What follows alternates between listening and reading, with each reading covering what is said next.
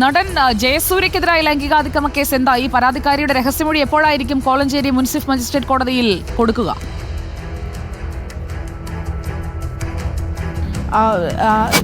സുജിയ, ഈ കോലഞ്ചേരി മുൻസിഫ് മജിസ്ട്രേറ്റ് കോടതിയിൽ 11 മണിയോടുകൂടി ഹാജരാക്കാനാണ് പറഞ്ഞത്. ഈ പരാതിക്കാരി ഹാജരായിട്ടുണ്ട്. മൊഴിയെടുപ്പ് അല്പസമയത്തിനകം തന്നെ ആരംഭിക്കുമെന്നാണ് അറിയാൻ സാധിക്കുന്നത്. എത്ര സമയം നീളുമെന്നുള്ളത് വ്യക്തതയില്ല. പിക്മാൻ എന്ന സിനിമയുടെ ചിത്രീകരണത്തിന് സമയത്ത് തന്നോട് മോശമായി പെരുമാറിയതാണ് ഈ പരാതിക്കാരി പരാതിയിൽ പറഞ്ഞിരിക്കുന്നത്. ആദ്യം തൊടുപുഴയിലെ ലൊക്കേഷനിൽ വെച്ച് പീഡനമുണ്ടായെന്നും അതിനുശേഷം കൂത്താട്ടുകുളത്തെ ലൊക്കേഷനിൽ വെച്ചാണെന്ന് പരാതിക്കാരി മാറ്റി പറയുകയും ചെയ്തിരുന്നു.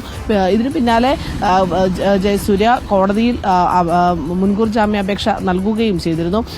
നിലവിൽ ഇപ്പോൾ കോലഞ്ചേരി മുൻസിഫ് മജിസ്ട്രേറ്റ് കോടതിയിൽ പരാതിക്കാരി രഹസ്യമൊഴി നൽകുവാനായി എത്തിയിട്ടുണ്ടെന്നാണ് നമുക്ക് ലഭിക്കുന്ന വിവരം.